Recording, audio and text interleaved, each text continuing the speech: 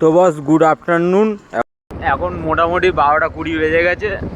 মোটামুটি আজকে ডিউটি হয়ে গেল পুরো চুদে। তো সকালবেলা 9টার সময় বেরোলাম। একটা বাস ভাড়া নিয়ে গেছিলাম তোমার হচ্ছে টাটা মেডিকেলে, ওই 820 টাকা মতন। তা ওখান থেকে একটা মুকুন্দপুর নিয়ে আসলাম, তোমার ওই 16 কিলোমিটার মতন, 380 টাকা দিয়েছিল।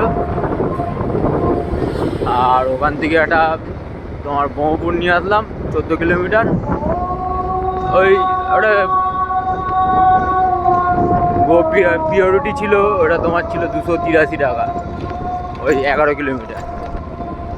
তো তিনটে ভাড়া মেরেছি, মোটামুটি ওই 1540 টাকা মতন হয়েছে। তার মধ্যে উবেরে মাইনাস ছিল আমার 820 টাকা মতন, সব টাকা ওখানে ছাড়।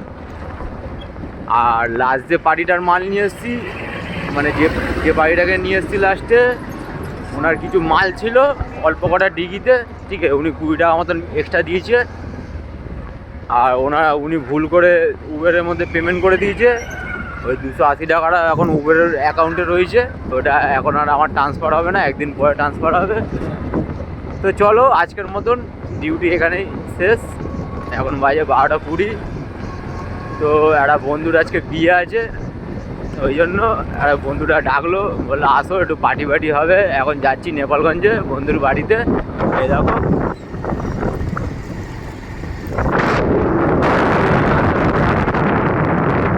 চলো। বন্ধুর আজকে শান্তি মানে জীবনটাকে আজকে পুরো